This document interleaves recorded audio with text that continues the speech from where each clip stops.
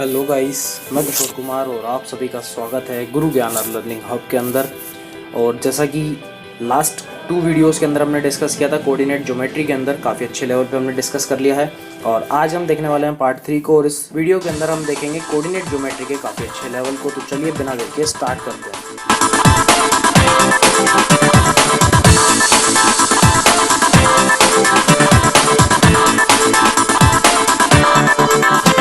तो आज का जो टॉपिक है वो है 2 पॉइंट्स के बीच में जो डिस्टेंस होती है उसका आज हम करेंगे डिवीज़न। यानी कि आज की जो हमारी हेडिंग होने वाली है वो होने वाली है, आज की जो हमारी हेडिंग है वो होने वाली है दो बिंदुओं के मध्य दूरी का अंतःव्यय बाह्य विभाजन।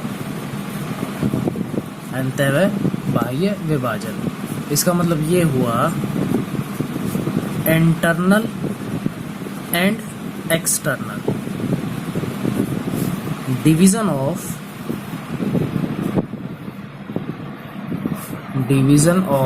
डिस्टेंस,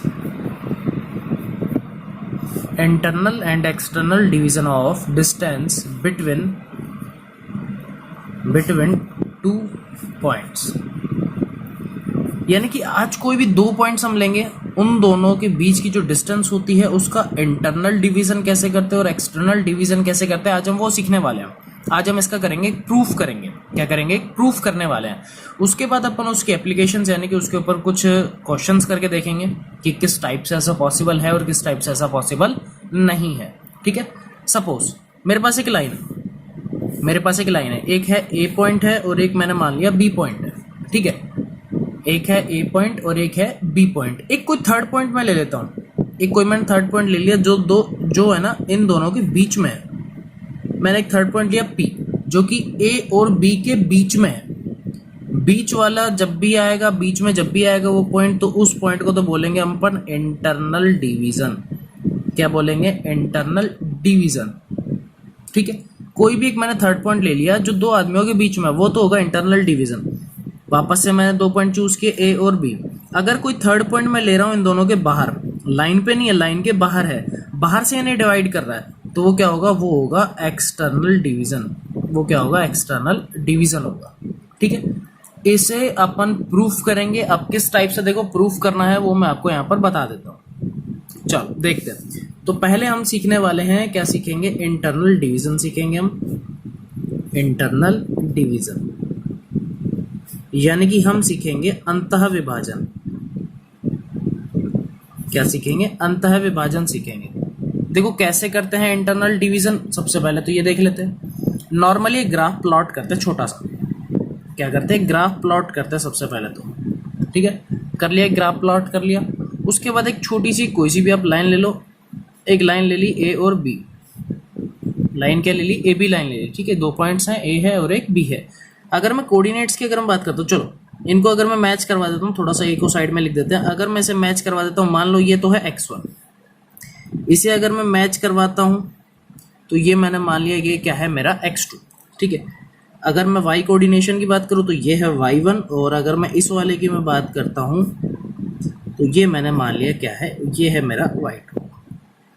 ठीक है, क्या सीख रहे हैं? Internal division. क्या बताया इंटरनल डिवीजन क्या होता है? कि इन दोनों पॉइंट्स के बीच में कोई तीसरा आदमी आके बैठ जाए। मैंने मान लिया कोई आदमी P है। ठीक है, P है मान लो। अच्छा चलो इसको मैच कर लेते थोड़ा सा। इसका x कोऑर्डिनेट तो मैंने मान लिया x है, और y कोऑर्डिनेट मैं मान लेता हूँ क्या है? y है। अगर मैं इनके पॉइंट्स की बात करूँ तो देखो A के कोऑर्डिनेट्स क्या होगा? x1, y1, तो ये हो गया x1, y1। P के कोऑर्डिनेट्स क्या होगा? x, y, और B के कोऑर्डिनेट्स क्या हो गए? x2, y2। ये बन गए कोऑर्डिनेट्स इनके। ठीक है, इनके नाम रख देते हैं कुछ भी। ये L नाम दे दो, ये M हो गया, और ये क्या हो गया मेरे पास? N। ये तो मेरी x एक्सिस है, और ये वाली कौन सी है? y axis. ये मेरा ओरिजिन है O। ठीक है, अच्छा अब मैं क्या करता हूँ? परपेंडिकुलर ड्रॉ करता हूँ। मैंने A से इस लाइन के ऊपर एक परपेंडिकुलर ड्रॉ कर दिया, उसका मैंने नाम रख दिया Q। ठीक, और एक मैंने P से इस वाली लाइन पे परपेंडिकुलर ड्रॉ कर दिया जिसका नाम है R। ठीक है, अच्छा अब देखो ध्यान से देखना थोड़ा सा। मैंने बोला कि A और B के बीच में एक थर्ड पर्सन आया P। वो इस पूरी लाइन को डिवाइड करके जाता है m1 रेशो m2 के अंदर, यानी कि a से लेकर p का जो डिस्टेंस है वो तो है m1 और p से लेकर b का जो डिस्टेंस है वो कितना है m2 है। ठीक है, अब देखो इसमें जो छोटी छोटी चीजें हैं वो अपन फटाफट से देख लेते हैं। ठीक है, अच्छा सबसे पहले तो देख लो OL। OL हमारे पास क्या है, x1 है। OM कितना है हमारे पास x, और ON कितना है x2। देखो ध्यान से देखते चलना, OL कितना है x1, ये डिस्टेंस x1 है।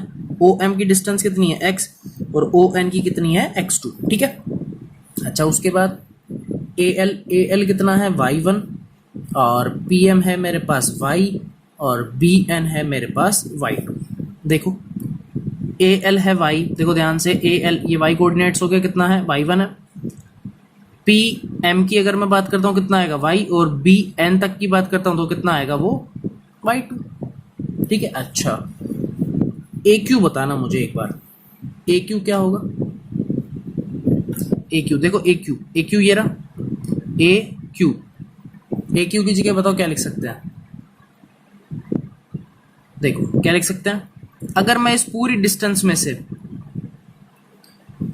OM में से, देखो OM ये पूरी डिस्टेंस है, इसमें से अगर मैं OL को मैं माइनस कर दूं तो ये वाला पार्ट ही तो बचेगा बीच में, यही तो पार्ट बचेगा। या ऐसे बोल दो कि M माइनस का L कितना हो जाएगा, X माइनस का X1, यही तो आएगा अपने पास, और यही क्या है मेरा LM भी है। ठीक है, या फिर सॉरी OM, ठीक है, माइनस का OL कितना आ गया, ये आ गया मेरे पास X माइनस का X1। सेम इसी टाइप से अगर मैं बात करता हूँ PR की, किसकी मैं बात कर रहा हूँ, PR। देखो PR डिस्टेंस कितना होगा, PR डिस्टेंस कैसे निकालोगे बताओ जल्दी से। PR डिस्टेंस अगर मैं ON में से OM को माइनस कर दूं, ठीक है, PR ही हमारे पास क्या है MN डिस्टेंस। तो थोड़ा सा ध्यान से देखना, मैंने बोला कि ON में से अगर मैं OM माइनस कर देता हूं तो कितना बचेगा मेरे पास, X2 माइनस का X, यही तो बचेगा। ठीक है, अच्छा और देखो ये तो थे अपने पास x कोऑर्डिनेट्स। अच्छा y की बात करते हैं, देखो PQ, मैं बात कर रहा हूँ किसके बारे में, PQ के बारे में। PQ किसके बारे में बात कर रहे हैं, PQ के बारे में।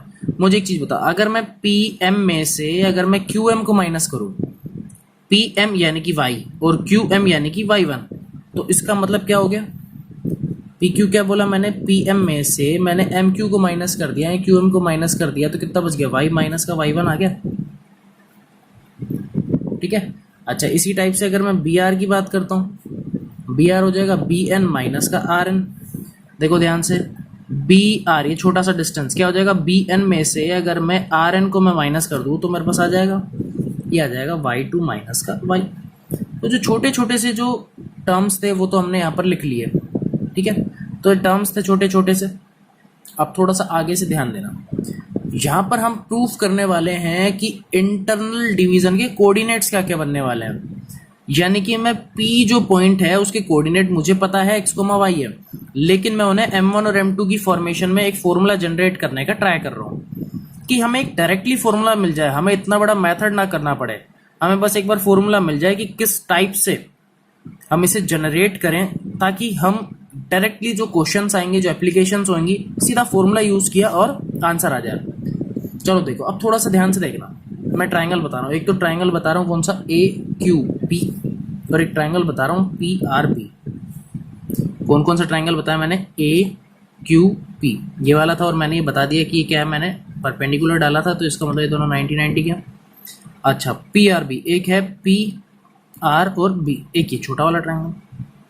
क्या ये दोनों ट्राइंगल सिमिलर दिख रहे हैं क्या ये दोनों ट्राइंगल सिमिलर हैं, एक बार थोड़ा सा ध्यान से देखो, ओरली बता देता हूँ। देखो सिमिलर हैं, कैसे हैं वो देखो, एंगल Q90, एंगल R90। ठीक है, दोनों के दोनों एंगल सेम हो गए। अच्छा उसके बाद देखो और क्या क्या पॉसिबल है इसके अंदर, AQ पैरेलल है किसके, PR के। ध्यान से सुनना, AQ पैरेलल है किसके, PR के।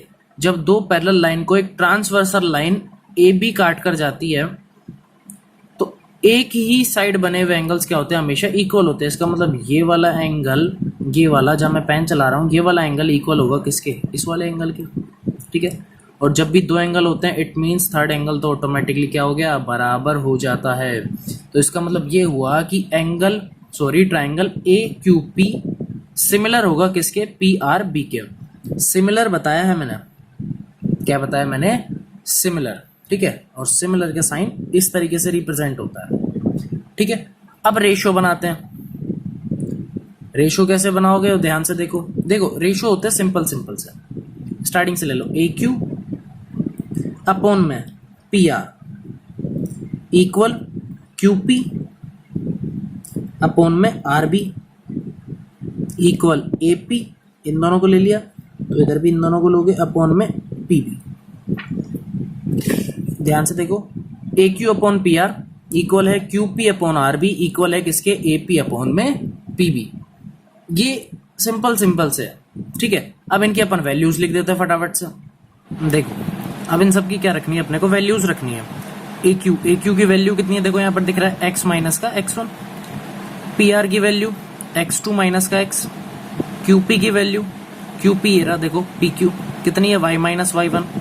आर बी कितना है, ये रहा वाई टू माइनस का वाई। ए पी, अब बात आ गई, ए पी यहाँ पर कहीं नहीं दिख रहा और पी भी कहीं नहीं दिख रहा, लेकिन थोड़ा सा ध्यान से देखो एक बार डायग्राम को। ए से पी को हमने क्या माना, M1, और पी से बी को हमने क्या माना है, M2। अब बस ये वैल्यूज रखते हैं फटाफट से और देखते हैं कि किस टाइप से हमें सॉल्व करना है। देखो बेटा यहाँ पर हमने इनकी वैल्यूज रख दी, अब बस कैलकुलेशन करनी है। कैलकुलेशन किस टाइप से, पहले तो ले लेते हैं इन दोनों टर्म्स को, उसके बाद लेंगे इन दोनों टर्म्स को, ठीक है। तो पहले तो लेते हैं x माइनस में x1 अपॉन में x2 माइनस का x इक्वल है किसके, M1 अपॉन में M2 के। देखो कैसे करना है, क्रॉस मल्टी करने आता ही होगा, इसको यहाँ मल्टी करो, M2 x माइनस का x1 और इक्वल है M1 x2 माइनस का x, ठीक है। दो पोर्शन बना देता हूँ, चलो इसको देखो। अगर मैं मल्टी करता हूँ ये हो जाएगा M2x माइनस का M2x1 इक्वल M1x2 माइनस का M1x। देखो सेम सेम टर्म दिख रही है कि इसके पास वेरिएबल x है, इसके पास वेरिएबल x है। एक काम करो, इन दोनों को एक साथ ले लो, तो ये हो जाएगा M2x और प्लस में M1x इक्वल, इसको उठा के यहाँ ले जाओ, M1x2 प्लस में M2x1। अच्छा कुछ कॉमन दिख रहा है, यहाँ से देखो x कॉमन आ रहा है, तो अंदर क्या बच गया, M2 प्लस में M1 इक्वल हो गया M1x2 प्लस में M2x1। तो यहाँ से देखो अगर मैं x की वैल्यू निकालना चाहूँ, x कोऑर्डिनेट अगर मैं निकालना चाहूँ तो कितना हो गया, M1x2 प्लस में M2x1 अपॉन में M1 प्लस में M2। ये तो क्या आ गया, ये आया है मेरे पास x कोऑर्डिनेट। जो हमने p के टर्म्स लिखे थे, p क्या था, x, y था, तो यहाँ पर हमारे पास x आ चुका है। अब y निकाल लेते हैं।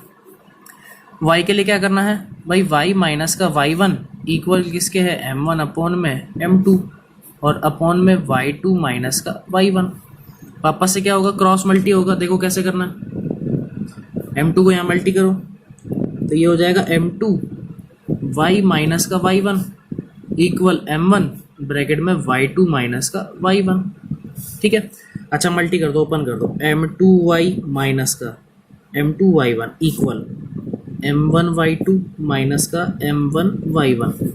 इसके थोड़ी सी मिस्टेक हो गई थी यहाँ पर, है ना, ये y1 नहीं था, ये सिंपल सा y था, ठीक है। अच्छा अब थोड़ा सा ध्यान से देखो, इधर भी y है, ये भी y है, तो दोनों टर्म्स को लिखो पहले तो एक साथ, M2y प्लस का M1y इक्वल M1y2 प्लस का M2y1, ठीक है।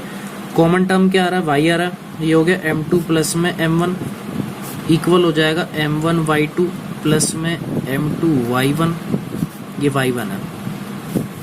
तो यहाँ से y कितना आ गया, यहाँ से y आ गया M1y2 प्लस में M2y1 अपॉन में M1 प्लस में M2। ये कोऑर्डिनेट आ गए किसके, ये कोऑर्डिनेट आ गए y के। x कोऑर्डिनेट भी हम निकाल चुके हैं, y कोऑर्डिनेट भी निकाल चुके हैं। इसका मतलब मेरे पास p के कोऑर्डिनेशन आ गए। p क्या था मेरे पास, x, y था। x की वैल्यू कितनी है, M1 x2 प्लस में M2x अपॉन में M1 प्लस में M2। ये तो कोऑर्डिनेट्स आ गए x के, और y के कितने आए हैं, M1 y2 प्लस में M2 y1 अपॉन में M1 प्लस में M2। ये कोऑर्डिनेट किसके आ गए, p के, x, y के। इसका मतलब जब भी हम क्वेश्चन करेंगे, जब भी हमें बता दिया जाए कि यार हमें इंटरनल डिवीजन करना है, यानी कि अंतः विभाजन करना है, आंतरिक विभाजन करना है, तो उस समय जो p के कोऑर्डिनेट्स होंगे वो ये वाले होंगे। अब आता है एक्सटर्नल डिवीजन। एक्सटर्नल डिवीजन अब ये भी पता था क्या होता है कि कोई भी दो पॉइंट्स हैं a और b, और थर्ड पॉइंट जो बाहर से इन्हें डिवाइड करेगा m और रेशो m2 के अंदर, वो होता है एक्सटर्नल डिवीजन, ठीक है। फटाफट से डायग्राम से देखते हैं कि किस टाइप से इसका सोल्यूशन होगा। देखो एक नॉर्मल डायग्राम बनाया ए बी और पी, ठीक है। तो ये वाला पॉइंट तो हमने मान लिया x1 है, ये वाला पॉइंट हमने मान लिया x2 है, और पी वाले का मान लेते हैं हम क्या है x है, ठीक। यहाँ पर ये वाला है y1 और b की अगर मैं बात करूँगा तो ये है y2, और अगर p की हम बात करेंगे तो इसको हम मान लेते हैं y। कोऑर्डिनेट्स क्या क्या बन गए, x1 y1, b के बन गए x2 y2 और p के क्या बन गए x, y, ठीक है। उसके बाद हम परपेंडिकुलर डालते हैं। ए से मैंने एक परपेंडिकुलर डाला, थोड़ा सा डार्क कर देता हूँ। ए से मैंने यहाँ पर एक परपेंडिकुलर डाला इस पॉइंट पर, इसका नाम मैंने दे दिया जैसे कि क्यू नाम दे देता हूँ। और एक मैंने कहाँ से डाला, बी से डाला इस वाली लाइन पर, इसका नाम है आर, ठीक है। डायग्राम थोड़ा सा छोटा बन गया, थोड़ा सा मैं जूम कर देता हूँ इसे। ए से पहले तो परपेंडिकुलर डाला क्यू और बी से डालते हैं अपन आर, ठीक है। अब इनके कोऑर्डिनेट्स लिख लेते हैं फटाफट से। जैसे कि यहाँ पर ओ एल कितना हो जाएगा, x1 हो जाएगा। देखो अब देखो एल ये है m और ये क्या है n, ये है मेरे पास o, ठीक। उसके बाद ओ एन कितना हो गया x2, इसको n मान लेते हैं और इसको m मान लेते हैं, ये m है, ठीक है। और ओ m मेरे पास हो गया x। इसी टाइप से ए एल की मैं बात करूँगा y1 है, बी एन की हम बात करेंगे तो ये y2 है, और पी एम की अगर मैं बात करूँगा तो कितना है y। ये तो कोऑर्डिनेट्स आपको पता ही है, x वाले हमने अंदर पढ़े हैं, ठीक है। इंटरनल डिवीजन के अंदर हमने सारी चीज़ें पढ़ी है, इसलिए मैं यहाँ पे फटाफट से लिख देता हूँ। ओ एम माइनस का ओ एल इक्वल है x माइनस का x1, और बी आर इक्वल है मेरे पास एन एम इक्वल है ओ एम माइनस का ओ एन इक्वल कितना है x माइनस का x2। इसी टाइप से है पी क्यू इक्वल है पी एम माइनस का क्यू एम इक्वल है P M minus A L equal है कितना y माइनस का y1। इसी टाइप से अगर मैं बात करूँ पी आर की, पी आर हो गया पी एम माइनस का आर एम इक्वल है मेरे पास y माइनस वाई, ठीक है। अब वापस से दो ट्राइंगल्स आपको दिख रहे होंगे। कौन कौन से ट्राइंगल्स आपको देखने को मिल रहे हैं, फटाफट से एक बार देख के बताओ। ट्राइंगल तो एक तो आपको दिख रहा है कौन सा, ए क्यू पी, और एक ट्राइंगल है बी आर पी। ध्यान से देखो कौन कौन सा है, ए क्यू पी बड़ा वाला ट्राइंगल और एक छोटा triangle B R P. Same वही प्रोसेस, परपेंडिकुलर डाले थे, इट मीन्स ये भी 90 है और ये वाला भी 90 है, दोनों एंगल्स इक्वल है 90-90। उसके बाद ए क्यू और बी आर क्या है, पैरेलल लाइन्स है, और जब पैरेलल लाइन को एक ट्रांसवर्सल लाइन ए पी काट के जाएगा तो ये वाला एंगल, ये वाला एंगल और ये वाला एंगल क्या होगा, इक्वल होगा। दो एंगल जब भी इक्वल होते हैं तो थर्ड अपने आप बराबर हो जाता है। इट मीन्स ये दोनों ट्राइंगल्स कैसे हैं, सिमिलर है। इसका मतलब ए क्यू अपॉन में बी आर इक्वल है क्यू पी अपॉन में आर पी इक्वल है ए पी अपॉन में बी पी। फटाफट से रखते हैं इनकी वैल्यूज। ये रख दी हमने इनकी वैल्यूज। तो पहले तो हम किसको सॉल्व करेंगे, पहले एक्स एक्सिस वाले को और दूसरा फिर करेंगे वाई को। फटाफट से करते हैं। देखिए वैल्यूज हम रख चुके हैं, m1 अपॉन m2 इक्वल है x माइनस x1 अपॉन में x माइनस का x2, cross multiply and solve. तो x की वैल्यू आ गई m1 x2 माइनस का m2 x1 अपॉन में m1 माइनस m2। सेम इसी तरीके से सेकंड पोर्शन ले रहे हैं, m1 अपॉन m2 इक्वल है y माइनस का y1, ठीक है, अपॉन में y माइनस y2। उसको सॉल्व किया तो y की वैल्यू कितनी आ गई, m1 y2 माइनस का m2 y1 upon m1 minus का m2। तो इसका मतलब हमारे पास एक्सटर्नल डिवीजन के भी x और y कोऑर्डिनेट्स आ चुके हैं। अब इन कोऑर्डिनेट्स का यूज करके हम करेंगे इनके बहुत सारे क्वेश्चंस, लेकिन क्वेश्चंस को करने से पहले इनकी कुछ स्पेशल कंडीशंस भी हैं, वो देख लेते हैं। देखिए इसमें फर्स्ट केस आता है कि if P is a mid point of AB, यानी कि P जो है वो AB का क्या है, मध्य बिंदु है, मिड पॉइंट है। तो इसका मतलब रेशो क्या होगा, 1:1। अब P का इंटरनल, देखो यहाँ पे इंटरनल डिवीजन की मैं बात कर रहा हूँ, तो इंटरनल डिवीजन में ये वाला केस चलता है। तो बस m1 m2 की जगह 1 रख दो, तो ये हो जाएगा x2 प्लस में x1 अपॉन में 1 और 1 2। सेम इसी तरीके से y1 प्लस में y2 अपॉन में 1 और 1 कितना हो गया 2। तो इसका मतलब जब भी इंटरनल डिवीजन के अंदर मिड पॉइंट होगा P, तो कौन सा डायरेक्ट फॉर्मूला यूज करेंगे, x1 plus x2 upon 2, y1 plus y2 upon में 2। देखो सेकंड केस है कि इफ P डिवाइडेड AB, यानी कि P AB को इंटरनल डिवाइड करता है, तो m1 रेशो m2 कितना है, लैम्डा रेशो 1। अगर वो लैम्डा रेशो 1 में डिवाइड कर रहा है तो कोऑर्डिनेट्स क्या हो जाएंगे, कोऑर्डिनेट्स हो जाएंगे x1 प्लस में लैम्डा x2। भाई m1 की जगह लैम्डा रख दो, ठीक है, और m2 की जगह क्या रख दो, 1 रख दो, अपॉन में कितना आ गया 1 प्लस में लैम्डा, और वहां पर हो जाएगा y1 प्लस में लैम्डा x2 y2 अपॉन में 1 प्लस लैम्डा। तो ये दो स्पेशल केसेस थे जिनका यूज अपन जब अपन क्वेश्चंस करेंगे तो उस टाइम ज्यादा अच्छे से समझ में आएगा। तो आज के वीडियो के सेशन में हमने क्या सीखा, हमने सीखा है कि इंटरनल डिवीजन और एक्सटर्नल डिवीजन किस टाइप से किया जाता है, कैसे फॉर्मेशन होता है, हम कैसे क्वेश्चंस के अंदर डायरेक्टली फॉर्मूला यूज करें, हमने फॉर्मूला ही बनाना सीखा है यहाँ पर, ठीक है।